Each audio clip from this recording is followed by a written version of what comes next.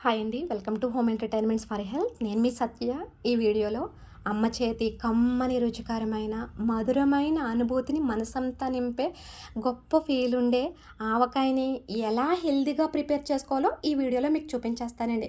ఆవకాయ హెల్తీగా ప్రిపేర్ చేసుకోవడం ఏంటి అని మీరు ఒకసారి అనుకోవచ్చండి. కానీ మనకి ఒక పూట, ఒక రోజు, ఒక నెల తీసుకునేది కాదండి. ఇది సంవత్సరం పొడుగునా తినేటటువంటి ఈ ఆవకాయని మనం మస్ట్‌గా హెల్తీగా మాత్రమే అయితే ప్రిపేర్ చేసుకోవాలండి. రిఫైన్డ్ ఆయిల్స్ అనేది అస్సల యూజ్ చేయకుండా, కలర్ వేసిన ఆవకాయ మిరపకాయలని గానీ అస్సల యూజ్ చేయకుండా, చాలా ఆర్గానిక్ వేలో హెల్తీగా ప్రిపేర్ చేసిన ఈ ఆవకాయ పచ్చడిలో ప్రతి ఇన్ఫర్మేషన్ కూడా మీకు చాలా వాల్యుబుల్‌గా ఉంటుందండి. సో, మనకి ఆవకాయ అనగానే మనకి మెయిన్‌గా గుర్తొచ్చే తీసుకొని మామిడికాయలు.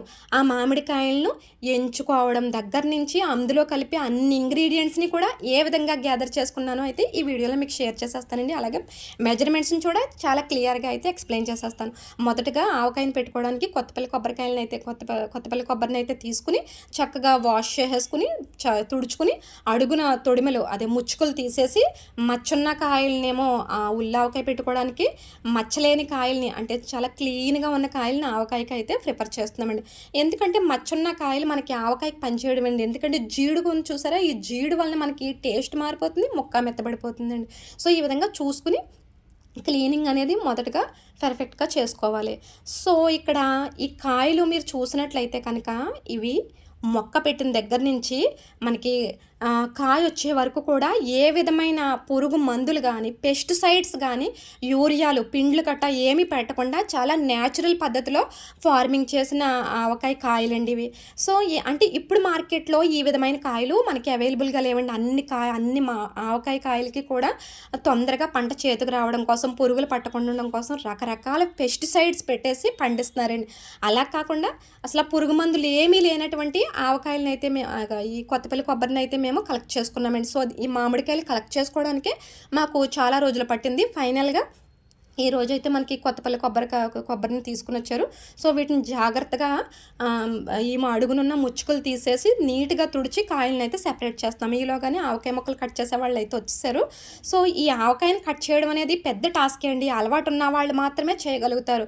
సో, రద్దు ముక్కలు పోకుండా కట్ చేయడమే ఇందులో టాలెంట్ అండి. రద్దు ఎక్కువ ముక్కలు పోతే మనకి ఆవకాయ అనేది తక్కువ వచ్చేస్తుందండి. పైగా రద్దు ముక్కలతో కలిపి ఆవకాయ పెట్టేస్తా ఉంటారండి చాలామంది. అలా చేయడం వలన ఆవకాయ వెంటనే మెత్తబడిపోతుందండి.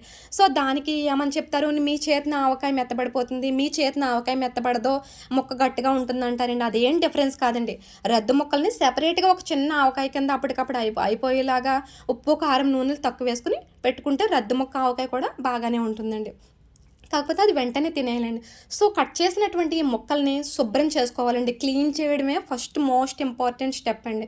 సో, ఈ ఆవకాయ ముక్కలకి లోపల అంటే జీడు, టెంక ఉండి ప్లేస్‌లో సన్నని ఒక లేయర్ ఉంటుందండి. ఈ లేయర్ మాత్రం మస్ట్‌గా తీసుకోండి. లేదంటే మనకి ఆవకాయ తినేటప్పుడు ఆ టేస్ట్ మొత్తం డిఫరెన్స్ వచ్చేస్తుంది. అంగడికి అంటుకుపోతుందండి. సో, ఈ విధంగా అయితే మేము ముక్కలు ఆవకాయ కాయలు సెలెక్ట్ చేసుకున్న దగ్గర నుంచి వాటిల్ని తుడిచి క్లీన్ చేయడం వరకు అయితే ఒక టాస్క్ కంప్లీట్ అయింది. ఇప్పుడు ఆవకాయలోకి ఇంగ్రీడియంట్స్‌ని రెడీ చేసుకుందాం. ఈ ఆవాల్ని మనం కాస్త ఆర్గానిక్ షాప్ నుంచి అయితే తీసుకొచ్చామండి. ఆవాల్ని.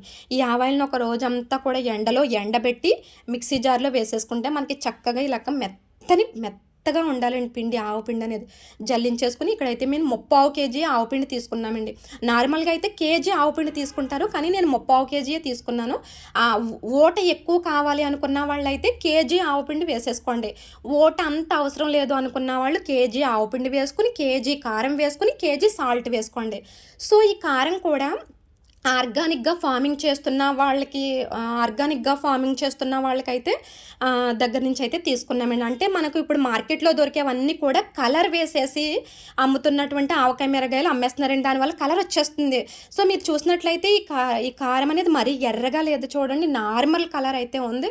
సో, ఇవి మనకి ఆర్గానిక్ ఫార్మింగ్ చేస్తున్న రైతుల దగ్గర నుంచి రెడీగా ఉన్నటువంటి ఆవకాయ కారాన్ని తీసుకున్నామండి. ఇది కూడా చాలా ఇంపార్టెంట్. కలర్ వేసిన కారంతో తయారు చేసిన పచ్చళ్ళు తినడం వలన మన లివర్ టోటల్‌గా అప్సెట్ అయిపోతుందండి. సో, అలా కాకుండా కాస్త ఓపికతో మంచి ఆవకాయ మిరపకాయలు మీరే కొని తెచ్చుకోండి. లేదంటే ఆర్గానిక్ షాప్ నుంచి అయితే తీసుకోండి. సో, ఈ కారం కూడా అలా తీసుకొచ్చిందండి. అలాగే ఉప్పు కూడా పెద్ద కళ్ళ ఉప్పు ఉంటుంది కదండి, రాళ్ళ ఉప్పు అంటాము. ఆ ఉప్పుని తీసుకుని ఒక పూటంతా ఎండలో ఎండబెట్టి చక్కగా మనం మిక్సీ వేసేసుకుంటే మనకి మెత్తగా సాల్ట్ లాగా ఉండే ఉప్పు రెడీ అయిపోతుందండి. సో ఇక్కడికి ఉప్పు, కారం, ఆవపిండి సెలక్షన్ అయితే ఈ విధంగా ఉండాలి. సో ఫైనల్గా మనకి పచ్చడి నిల్వ ఉండడానికి రుచిని పెంచేటటువంటి ఆయిల్, ఇది వేరుశనగ నూనెతో అయితే మనం పచ్చడి పెట్టుకుంటున్నామండి. రిఫైన్డ్ ఆయిల్స్ అస్సలు యూజ్ చేయొద్దండి, పని తొందరగా అయిపోతుందని చెప్పి మనం వేరుశనగ ప్యాకెట్ నూనె అయితే తీసుకొచ్చేస్తున్నాం. ఆ రిఫైన్డ్ ఆయిల్స్ మన గుండె ఆరోగ్యానికి అస్సలు మంచిది కాదండి. మనం ఈ మధ్య కాలంలో చేసేటటువంటి బ్లండర్ మిస్టేక్ అది.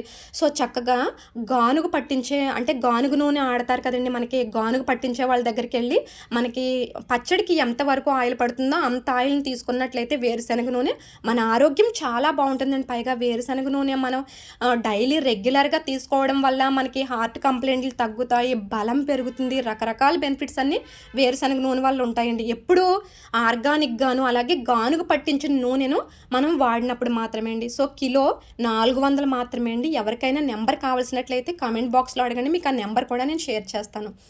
సో ఫైనల్గా ఈ ఆర్గానిక్గా చేసిన గానుగ పట్టించిన వేరుశనగ నూనెతో పెట్టించిన ఆవకాయ అడుగున ఈ ముద్దలన్నీ కలిపి పెడుతుంటే అండి, పిల్లలు అలా సరెండర్ అయిపోయి ఆ టేస్ట్కి ఇంకా అలా లొట్టలేస్తూ తింటామండి. సో ఎలా క్యూ కడుతున్నారో చూసారా. సో ఇక్కడికి ఆవ పిండితో ప్రిపేర్ చేసిన ఆవకాయ అయితే మనకి రెడీ అయిపోయిందండి. సో నేను ఇందాక చెప్పింది కుంచున్నర ముక్కలకి చెప్పానండి. కుంచున్నర ముక్కలు అంటే మనకి ఒక 6 కేజీల ముక్కలు వస్తాయండి. 6 కేజీల ముక్కలకి నేను ఇందాక చెప్పిన మెజర్మెంట్స్ అయితే యూజ్ చేసుకోండి. ఇప్పుడు చెప్తుంది ఒక కుంచుడు మీద తక్కువ ముక్కలండి. 3 కేజీల ముక్కలకైతే మీరు ఇప్పుడు వీడియోలో చూపించినట్లుగా ఒక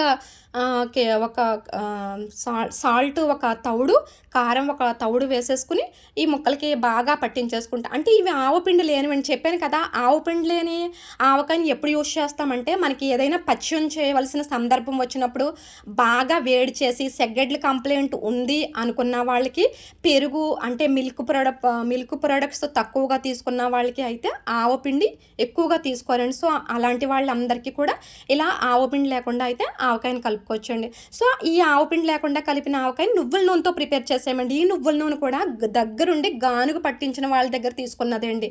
సో ఇది కూడా రిఫైన్డ్ ఆయిల్ అయితే కాదండి.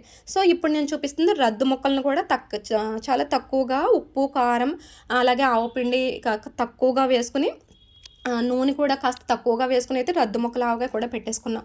సో ఇప్పటి వరకు మీరు చూసిన ఆవపిండితో పెట్టిన ఆవకాయ కానీ, లేదంటే ఆవపిండి లేకుండా పెట్టిన ఆవకాయ కానీ, రద్దు ముక్కలకి పెట్టిన ఆవకాయ కానీ మీరు గమనించినట్లయితే అందులో వేసుకున్న సాల్ట్ కానీ, ఆవకాయ కారం కానీ, లేదంటే వేరుశనగ నూనె, నువ్వుల నూనె కానీ, ఇవన్నీ చాలా ఆర్గానిక్గా గానుగ పట్టించే వాళ్ళ దగ్గర నుంచి, లేదంటే ఆర్గానిక్ ఫార్మింగ్ వాళ్ళ దగ్గర నుంచి వెళ్ళి చాలా కేర్ఫుల్గా కలెక్ట్ చేసి తీసుకొచ్చినవండి.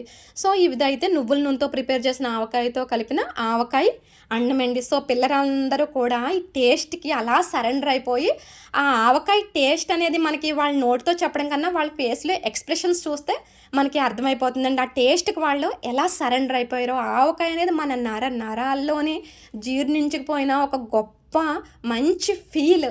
అది హెల్దీ కాదా అనేది కూడా ఆలోచించమండి. ఆ టైంకి ఆ టేస్ట్ని ఎంజాయ్ చేస్తూ అందులో అలా మైమర్చిపోతామండి.